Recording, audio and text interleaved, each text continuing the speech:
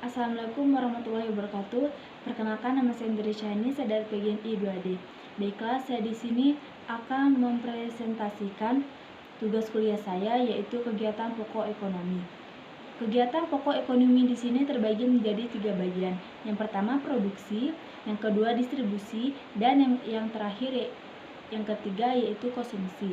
Baiklah, saya lanjut ke poin pertama, yaitu produksi. Produksi di sini merupakan suatu pekerjaan untuk menghasilkan, memperbaiki, membuat, dan menambah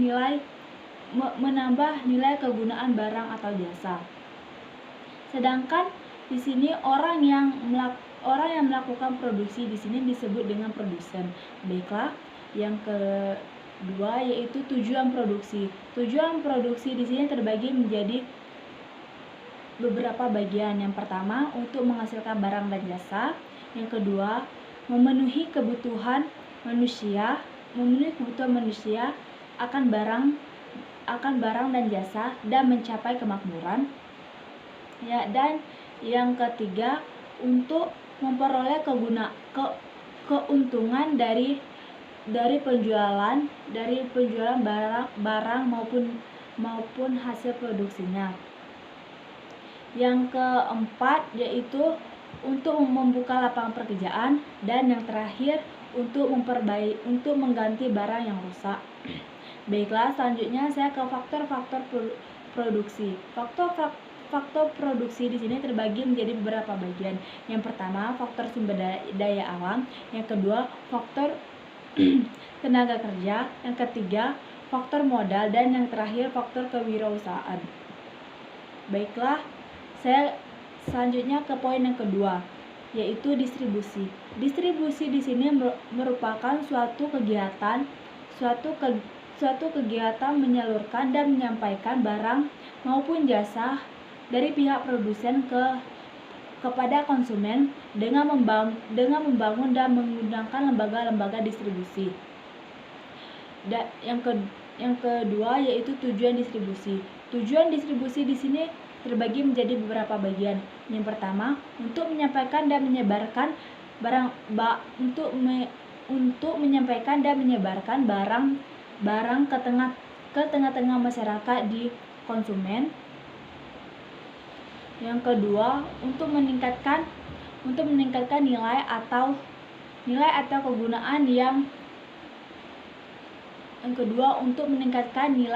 kegunaan barang produksi.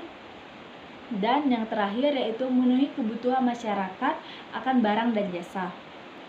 Yang selanjutnya yaitu tugas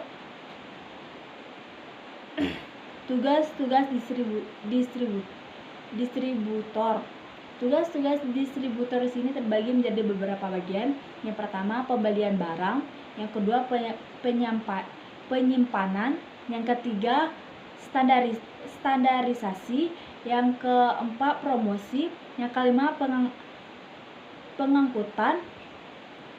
Dan yang terakhir yaitu penjualan. Baiklah, yang selanjutnya yaitu cara yang dilakukan agar barang sampai kepada konsumen, yaitu terbagi menjadi 3 bagian. Yang pertama, distribusi secara langsung.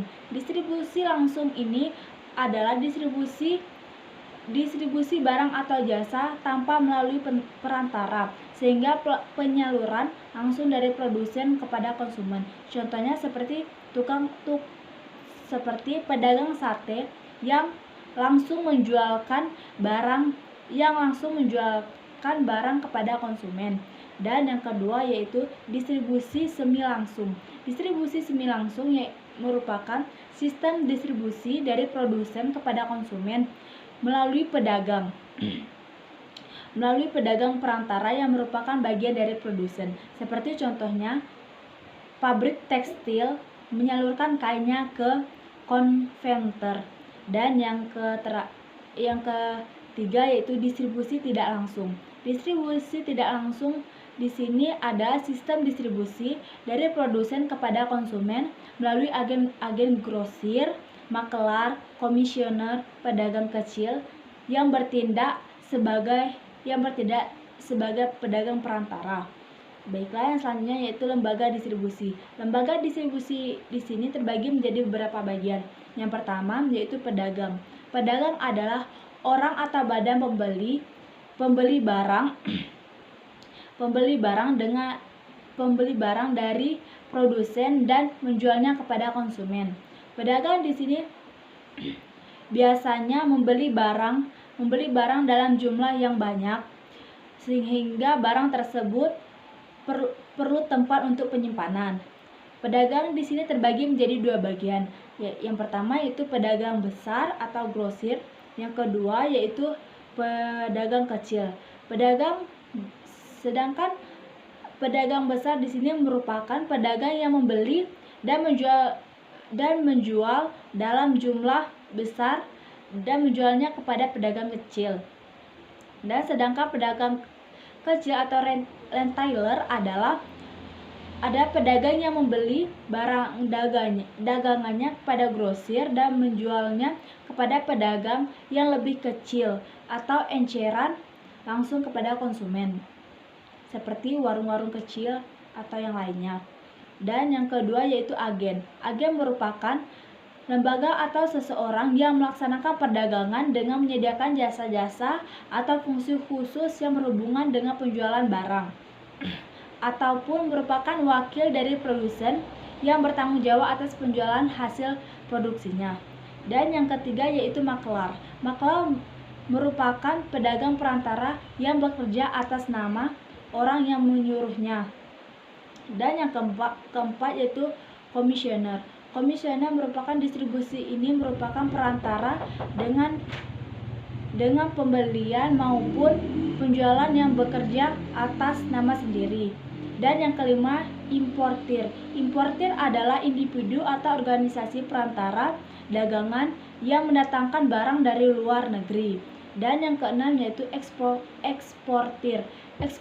Eksportir adalah individu atau organisasi perantara dagang yang melakukan kegiatan pengiriman barang ke negara lain yang membutuhkan. Dan yang selanjutnya saya ke poin yang konsumsi. Istilah konsumsi di sini berasal dari bahasa Latin yaitu consumer, yang artinya menghabiskan atau menggerogoti, atau dalam bahasa Inggris consumption, yang berarti menghabiskan atau mengurangi.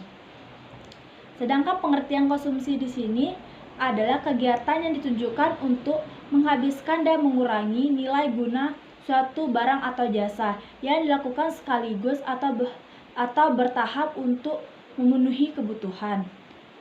Sedangkan tujuan konsumsi di sini terbagi menjadi dua bagian, yaitu konsumsi produktif dan yang kedua konsumsi konsumtif atau akhir.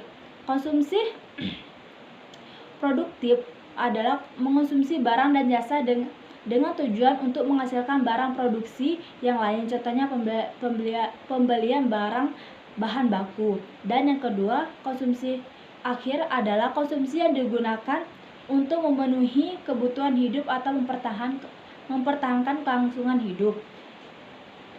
Dan selanjutnya yaitu faktor-faktor yang mempengaruhi konsumsi. Faktor-faktor yang mempengaruhi konsumsi di sini terbagi menjadi dua bagian. Faktor ekonomi yang